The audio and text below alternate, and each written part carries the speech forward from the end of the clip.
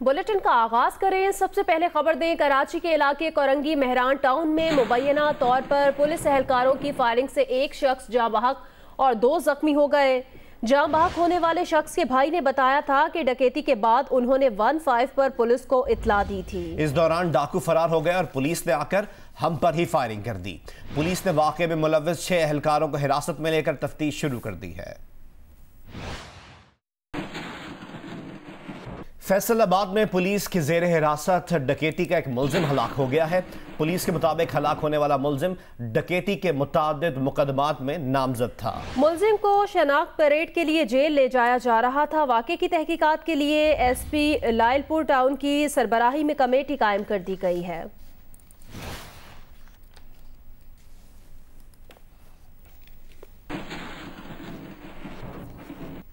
लाहौर के इलाके बागबानपुरा में डाकुओं ने मुजाहिमत पर 50 साला शख्स को फायरिंग करके कत्ल कर दिया। इस्लामपुरा में मुबैना मुकाबले में एक पुलिस एहलकार जख्मी हो गया और एक डाकू पकड़ा गया। लाहौर में ही मांगा मंडी के इलाके में फायरिंग से 3 अफराद जख्मी भी हुए हैं।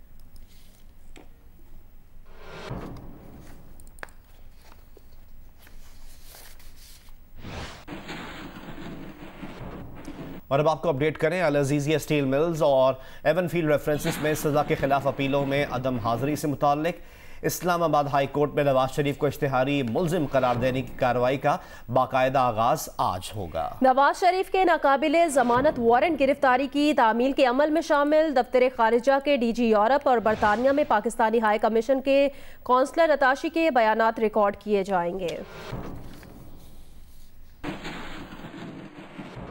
इस्लामाबाद हाई कोर्ट के जस्टिस आमिर फारूक और जस्टिस मोहसिन अख्तर कियानी पर मुश्तमिल 2 रुकनी बेंच नवाज शरीफ की एहतसाब अदालत से सुनाई गई सजा के खिलाफ अपीलों पर समाअत करेगा। नवाज शरीफ के वारंट गिरफ्तारी की तामील के लिए लंदन में एवनफील्ड अपार्टमेंट जाने वाले पाकिस्तानी हाई कमीशन के कौंसलर अताशी राओ अब्दुल हनान का वीडियो लिंक पर बयान कलमबंद किया जाएगा। पाकिस्तानी हाई कमिश्नर को बयान रिकॉर्ड कराने से कबल कौंसलर अताशी की शनाख्त की तस्दीक के लिए इंतजामात करने की हिदायत की गई है। दफ्तर खारजा के डायरेक्टर यूरोप मोहम्मद मुबशर खान को भी बयान रिकॉर्ड कराने के लिए अदालत तलब किया गया है। ब्रिटिश रॉयल माल के जरिए लंदन में नवाज शरीफ की रिहाइशगाह पर भिजवाए गए वारंट गिरफ्तारी की ऑनलाइन रसीदें भी अदालत में पेश की जाएंगी। अवैस यूसुफजई, जियो न्यूज़, इस्लामाबाद। वफाकी काबीना के इजलास में साबिक वज़ीर आज़म नवाज शरीफ समेत नून लीगी अरकान के खिलाफ FIR के मामले पर वज़रा तकसीम हो गए। ज़राए का यह कहना है कि वज़ीर आज़म ने कहा, गद्दारी की FIR से हुकूमत का कोई ताल्लुक नहीं, हुकूमत सियासी इंतकाम के हक में नहीं है। 3 वज़रा ने मुबैना तौर पर FIR को मंतकी अंजाम तक पहुँचाने का मशवरा दिया। 2 वफाकी वज़रा और 1 मुआविन ख़ुसूसी ने FIR की हिमायत की। वज़ीर आज़म समेत दीगर वज़रा नवाज शरीफ के खिलाफ FIR के मुखालिफ रहे।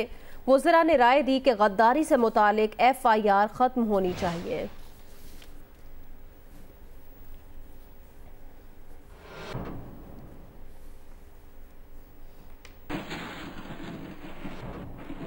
विफाकी वजीर शफकत महमूद ने कहा, FIR कोई भी दर्ज करवा सकता है, लेकिन मुकदमा उस वक्त तक आगे नहीं चलेगा जब तक हुकूमत इसकी पैरवी ना करे। जियो न्यूज के प्रोग्राम आज शाहजेब खानजादा के साथ में गुफ्तगू में कहा कि SHO ने बेवकूफ़ी की। उसे चाहिए था कि वो दरख्वास्त को महकमा दाखिला के पास भेजता और हुकूमत से हिदायत मांगता। हुकूमत ने FIR दर्ज करानी होती तो छुप कर नहीं कराती, बबांगे दोहल कराती। फर्स्ट इंफॉर्मेशन रिपोर्ट कोई शहरी भी करा सकता है, लेकिन ये मुकदमा आगे नहीं चलेगा जब तक हुकूमत जो है इसकी पैरवी नहीं करे। अब एक SHO है, अगर उसने कोई बेवकूफ़ी की है, ये दरख्वास्त जो आई थी किसी की तरफ से, उसको चाहिए था कि वो हुकूमत को रेफर करता, होम डिपार्टमेंट को भेजता कि जी एक दरख्वास्त आई है, उस पर हमें हिदायत दी जाए कि क्या करना है, क्योंकि हुकूमत ही मुद्दई बन सकती है। अगर हमने कोई मुकदमा दर्ज कराना हुआ बहसीयत हुकूमत, तो हमें कोई जरूरत नहीं होगी कि हम कहें कि जी हमने नहीं कराया। हमें क्या खौफ है इनसे? हमें कोई खौफ नहीं है इनसे। हम बबागे दोहल कराएंगे, हम कोई छुप के नहीं कराएंगे। गुजरांवाला पुलिस ने कैप्टन रिटायर्ड मोहम्मद सफदर के खिलाफ दर्ज मुकदमे में मुस्लिम लीग नून के 26 रहनुमाओं को तलबी का दूसरा नोटिस भी जारी कर दिया। तमाम अफराद को आज 11 बजे थाना सैटेलाइट टाउन में तलब किया गया है। पुलिस के मुताबिक तलब किए गए अफराद में खुर्रम दस्तगीर समेत नून लीग के 4 MNAs और 7 MPs के नाम भी शामिल हैं। पुलिस के मुताबिक तलब किए गए अफराद में खुर्रम दस्तगीर समेत नून लीग के 4 MNAs और 7 MPs के नाम शामिल हैं। तमाम अफराद को दूसरा नोटिस बजरिया डाक भिजवाया गया है। पहले नोटिस पर लीगी रहनुमा थाने में पेश नहीं हुए थे। पुलिस ने 2 अक्टूबर को होने वाली मुतनाज़ गुफ्तगू के दौरान कैप्टन रिटायर्ड मोहम्मद सफदर के साथ मौजूद अफराद को भी मुकदमे में शामिल तफ्तीश करने का फैसला किया था।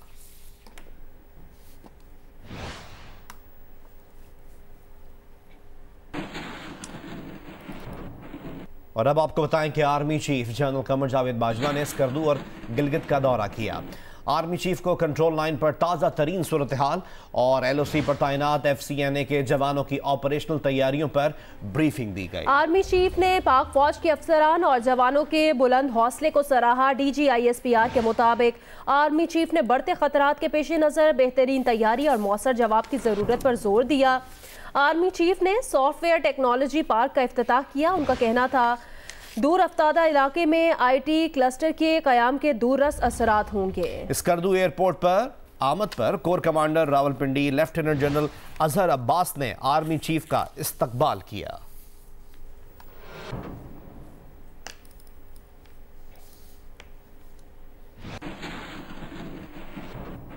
वज़ीर आज़म रिलीफ पैकेज के तहत यूटिलिटी स्टोर्स पर चीनी 9 रुपए किलो, आटे का 20 किलो का थैला 60 रुपए और घी की कीमत में 10 रुपए फी किलो इजाफे की समरी तैयार कर ली गई है। समरी मंजूरी के लिए आज इक्तिसादी राब्ता कमेटी में पेश की जाएगी।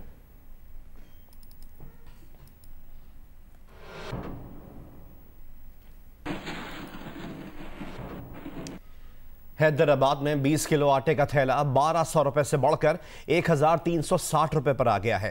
तफसीलात जानते हैं अली नईम से उनकी इस रिपोर्ट में। हैदराबाद में आटे की कीमतों को जैसे पर लग गए हैं। अब से 1 माह कबल 60 रुपए किलो में फरोख्त होने वाले आटे की कीमत रिटेल मार्केट में 70 रुपए किलो तक जा पहुंची है, जिसके सबब आम आदमी के लिए 2 वक्त की रोटी का हुसूल भी मुश्किल हो गया है। आटे की कीमतों में हालिया इजाफे पर शहरी चरागपा हैं। जब आटा लेने आओ 10-20 रुपए बढ़े हुए मिलते हैं। महंगाई तो बहुत है, वो तो खाने के लिए भी नहीं है रोटी। पहले था ये 480 का, अब दिया इन्होंने 680 का। वो कह रहे हैं कि 2 दिन में 700 का आ जाएगा। गरीब आदमी आटा कहाँ खाएगा, मिट्टी खाएगा।